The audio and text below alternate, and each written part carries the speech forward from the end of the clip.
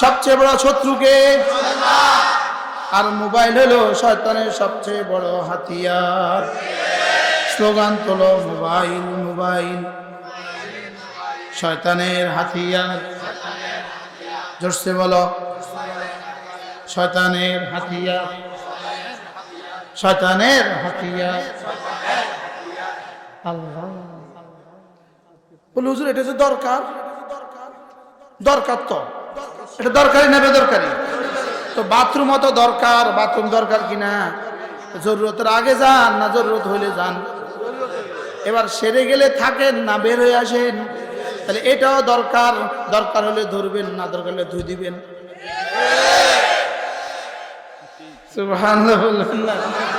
বলেন এটাও দরকার। কোন এটা কি দরকার হলে ফোন আসছে ধরবেন, ফোন করবেন ধরবেন, করা শেষ ধরা শেষ।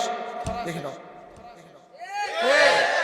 কি রাত 3টা বাজে তো কেউ তোমাকে ফোন করে না, তুমি এটা নিয়ে বসে আছো কেন? রাত 12টা বাজে তো কেউ তোমাকে ফোন করে না, তুমি এটা নিয়ে বসে আছো কেন? আর তুমি ক্লাস 9-এ পড়ো, তোমার কি দরকার রাত 2টা বাজে? হ্যাঁ কি শয়তানের হাতিয়ার, শয়তানের বাহন, দাজ্জালের বাহন, দাজ্জালের বাহন। এটা দাজ্জালের কি বাহন বুঝেন? গাড়ি, গাড়ি, দাজ্জালের গাড়ি। রাগ করছেন কেউ? আল্লাহ আমাকে বুঝ দান করেন। আল্লাহ আমি যেন জীবনে এই মোবাইলের পেছনে সময় নষ্ট না করে ফেলি। ইনশাআল্লাহ বলেন না? ইনশাআল্লাহ, ঠিক আছে না? ইনশাআল্লাহ।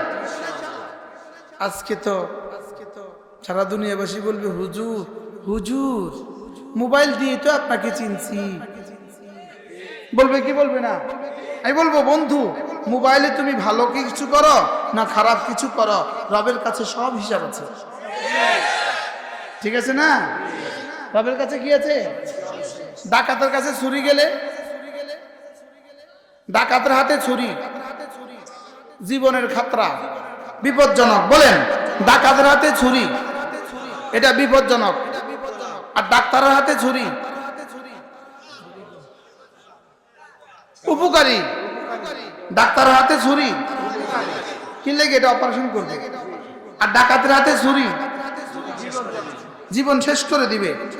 ডাকাতের হাতে ছুরি জীবন শেষ, ডাক্তারের হাতে ছুরি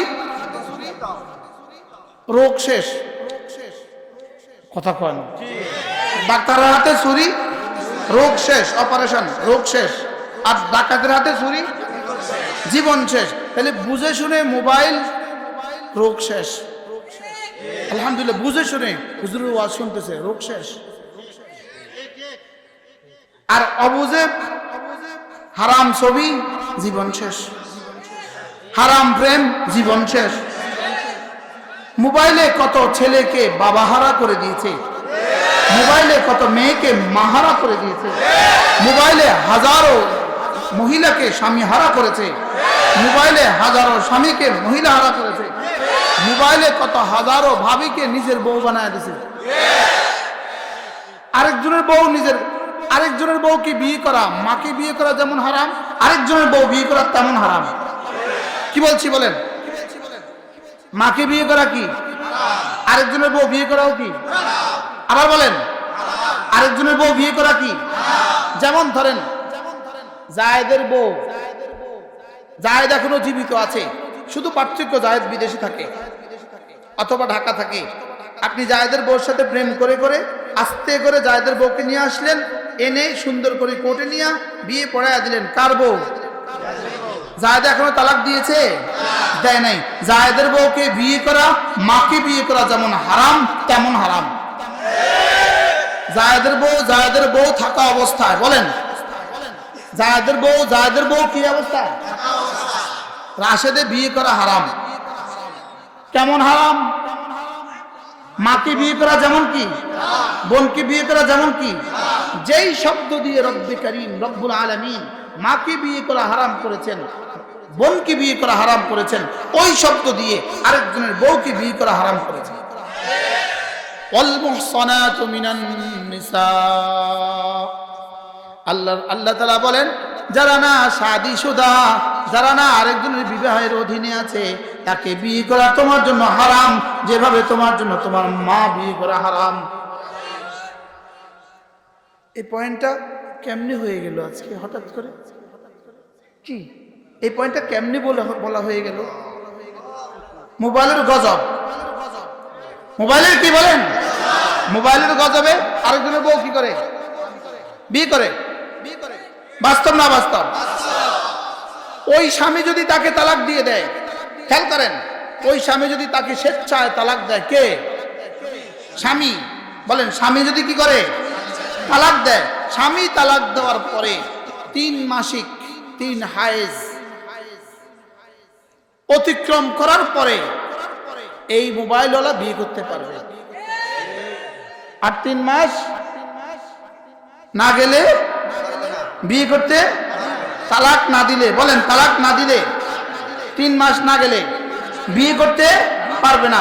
আরেকজনের বিবাহিত স্ত্রীকে, আরেকজনের বিবাহিতা স্ত্রীকে তালাক না দিলে 3 মাস না গেলে বিয়ে করতে পারবে না।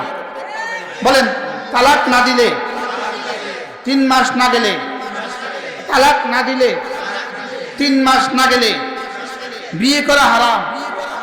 তালাক না দিলে 3 মাস না গেলে বিয়ে করা হারাম।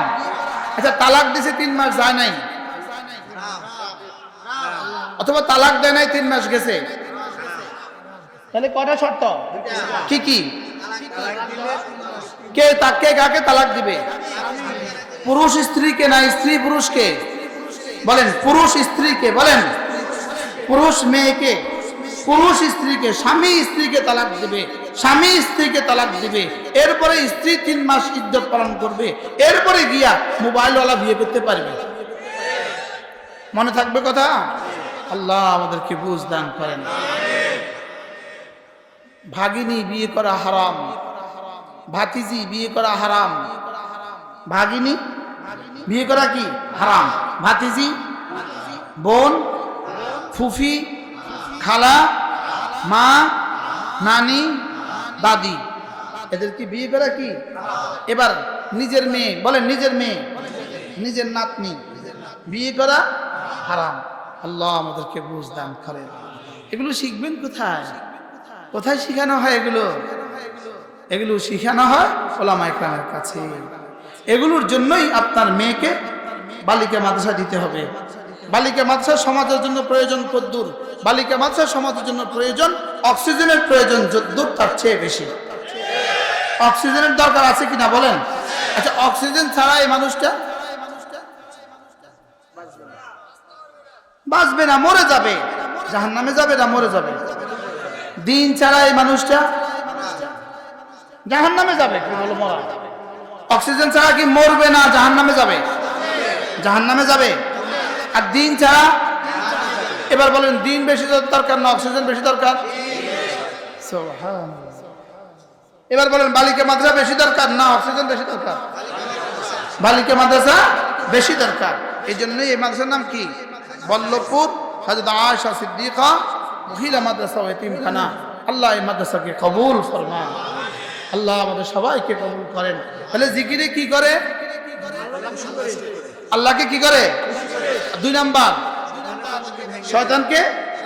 এবার দেখেন, আন্নাহু ইউজিলুল হাম্মা ওয়াল গাম। জিকির না হৃদয়ের যত পেরেশানি আছে সব পেরেশানিগুলোকে দূর করে দেয়। গানে শুধু পেরেশানি বাড়ে, হারাম প্রেমে শুধু পেরেশানি বাড়ে, আর রব্বে কারীমের প্রেমে শুধু পেরেশানি কমে। আল্লাহর প্রেমে শুধু পেরেশানি কমে, হারাম প্রেমে শুধুই পেরেশানি বাড়ে। বাস্তব না বাস্তব? হুজুর কেমনে বললে বুঝবো?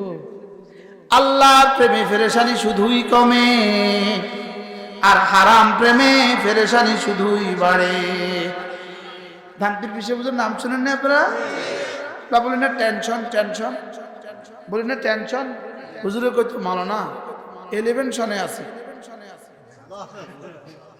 বাট টেনশন নো কিশোর এলিভেশন আল্লাহ দামতির হুজুরে কবর জান্নাতে চুক্ত করে